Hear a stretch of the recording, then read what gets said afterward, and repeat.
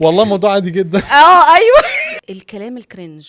الفكره دي خلي بالك حصريه جديده. اقول لك ليه، انا من نوع اي حد بيتكلم كده قدامي يقول كلمه ما بتعجبنيش بركز، او مثلا قلت كلمه ما تعجبنيش وانا مش واخد بالي بعمل كده بلقط بقى. بعد كده في كلام فعلا والله بيستفزني، قلت ما اطلع اعمل عنه فيديو عادي اخسر ايه يعني. عملت من هنا الكلام 2 مليون وحاجه بقى، بس لا الفرق بقى الفولورز بقى بدأوا يزيدوا. قلت ده الناس كلها كرنج بقى. قلت خلاص جايبه مع الناس اهو بقى بارت 2 بارت ما اعرفش كام. المهم انت ماسك البنات والامهات. والله الموضوع عادي جدا. ايوه.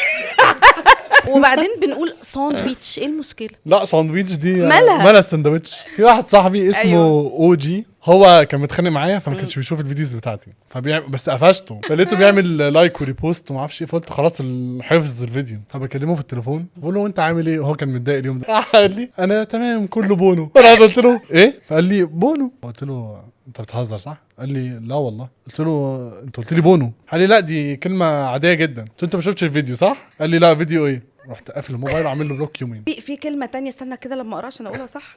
انت كان معاك ايوه عندك؟ ايوه دي ايه ودي دي بقى. ودي دي يعني اللي هو ايوه بقى ودي يعني مثلا ايه يعني مش ودي حد بيوصل حاجه. لا مثلا انا خارج مع فلان ودي يا عم. لا يا راجل الكلام اتغير على انا ما اعرفش أيام. اشرح لكن حطي لي الموقف